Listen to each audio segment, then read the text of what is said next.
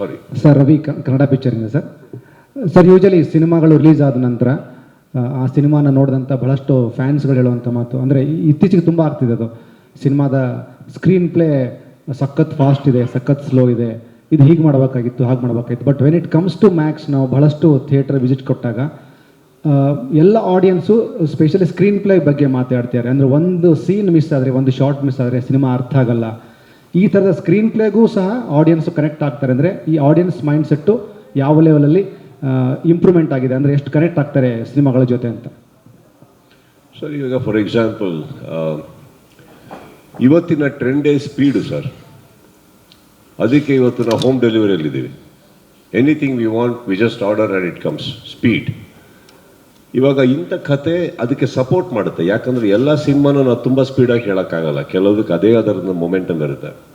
ಈ ಸಿನಿಮಾದಲ್ಲಿ ಸ್ಪೀಡ್ ಇರಲಿಲ್ಲ ಅಂದರೆ ನಾನು ನಿಮಗೆ ಬೋರ್ ಹೊಡಿಸ್ತೀವಿ. ಎಷ್ಟರಲ್ಲಿ ಹೇಳಬೇಕು ಅಷ್ಟರೊಳಗೆ ಹೇಳಬೇಕು. ಸೊ ಎಡಿಟಿಂಗ್ ಸ್ಟಾರ್ಟ್ ಆಗಿದ್ದು ಡಿಸ್ಕಷನಲ್ಲಿ ಸರ್. ಅಲ್ಲೇ dialogue to dialogue editing start ಆಗಿತ್ತು. ಈ ಡೈಲಾಗ್ ಬೇಡ, ಆ ಎಕ್ಸ್ಟ್ರಾ ವರ್ಡ್ ಬೇಡ, ಅದನ್ನೆಲ್ಲ ತಗೊಂಡು ಬಂದಿದ್ದು ನಾವು. ಆ್ಯಂಡ್ ಐ ಥಿಂಕ್ ನಮಗೆ ಗೊತ್ತಿರೋ ಹಾಗೆ ಆ ಒಂದು ಸ್ಪೀಡ್ ಬೇಕು ಅಂತ ಹಠ ಆಡೋದು ಕೂತ್ಕೊಂಡ್ವಿ ನಾವು. ಫೈನಲ್ ಆಗಿ ಅಷ್ಟರಲ್ಲಿ ಇವಾಗ ನಾವು ಎಡಿಟಿಂಗ್ ಹೋದ್ಮೇಲೆ 2.25 ಗಂಟೆಗೆ ಸಿನಿಮಾ ತರೋದು ಬೇರೆ, ಮಾಡಬೇಕಾದ್ರೆ ಇದು 2.25 ಗಂಟೆ ಒಳಗೆ ಬರಬೇಕು. ಸೊ ಹಾಗಿದ್ದಾಗ ಒಂದೊಂದು ಸೀನ್, ಒಂದೊಂದು ಶಾರ್ಟ್ ಎಷ್ಟು ಸ್ಪೀಡಲ್ಲಿ ತೆಗಿಬೇಕು. ಐ ಥಿಂಕ್ ವಿಜಯ್ ಅವರು ಅದನ್ನು ಭಾಳ ಚೆನ್ನಾಗಿ ತೆಗೆದರು. ಆ್ಯಂಡ್ ಗಣೇಶ್ ಅಲ್ಲಿ ಕೂತಿದ್ದಾರೆ, very very good editor sir. ಆನ್ಲೈನಲ್ಲೇ ಹಿ ವಾಸ್ ಫ್ಯಾಂಟಾಸ್ಟಿಕ್. ಆ್ಯಂಡ್ ನಮಗೆ ಆ ಸ್ಪೀಡ್ ಅಲ್ಲೇ ಕಾಣಿಸ್ತಾ ಇತ್ತು. ಫೈನಲಾಗಿ ಕುತ್ಕೊಂಡಾಗ ನಾವು ಮಾಡಿದ್ದು ಬರೀ ಲೈಟ್ ಟ್ರಿಮಿಂಗ್ ಅಷ್ಟೇ sir. Just crispiness and little alterations of placement, positioning of the shots ಇವತ್ತಿಗಿದೆ ಸರ್. ನೀವು ಯಾರೇ ಥಿಯೇಟ್ರಿಗೆ ಹೋದರೂ, ನಾನು ನೋಡಿರೋ ಇದು ನನ್ನ ಸಿನಿಮಾ ಅಂತಲ್ಲ, ಯಾವುದೇ ಸಿನಿಮಾ ರಿವ್ಯೂ ನೋಡೋಕೆ ಹೋದ್ರು ಹೇಳೋಕ್ಕೆ ಗೊತ್ತಾಗಲ್ಲ. ಲ್ಯಾಗ್ ಅಂತಾರೆ. ಆ್ಯಕ್ಚುಲಿ ಲ್ಯಾಗ್ ಅನ್ನೋದಲ್ಲ ಸರ್ ವರ್ಡ್. ಎಲ್ಲೋ ಒಂದು ಕಡೆ ಚಿಕ್ಕದಾಗಿ ಹೇಳೋದು, ಸ್ವಲ್ಪ ದೊಡ್ಡದಾಗಿ ಹೇಳಿದ್ದಾರೆ. ಒಂದು ಸೀನ್ ಫಾಸ್ಟಾಗಿ ಫಿನಿಷ್ ಮಾಡಬೇಕಾಗಿರೋ ದೊಡ್ಡದಾಗಿ ಹೇಳಿದಾಗ ನಿಮಗೆ ಹಾಗೆ ಅನಿಸುತ್ತೆ.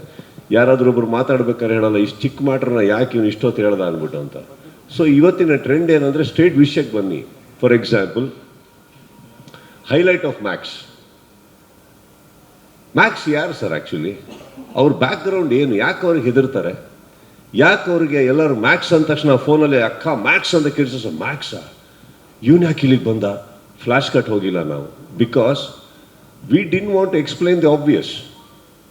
ಬಿಟ್ಬಿಡೋಣ.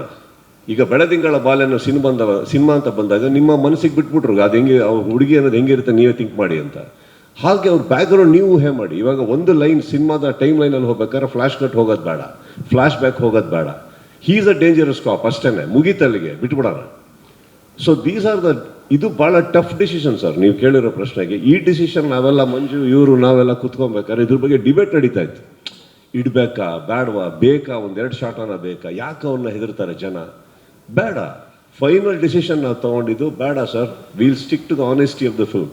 ಇಲ್ಲಿ ಹೀರೋಯಿಸಮ್ಗೋಸ್ಕರ ತೋರ್ಸಕ್ಕೆ ಹೋಗ್ಬಿಡಿ. ಫಸ್ಟ್ ಕೈ ಎತ್ತಿದ್ದೆ ನಾನು, ದಯವಿಟ್ಟು ತೋರಿಸ್ಬೇಡಿ, ಸಿನಿಮಾಗೆ ಬನ್ನಿ.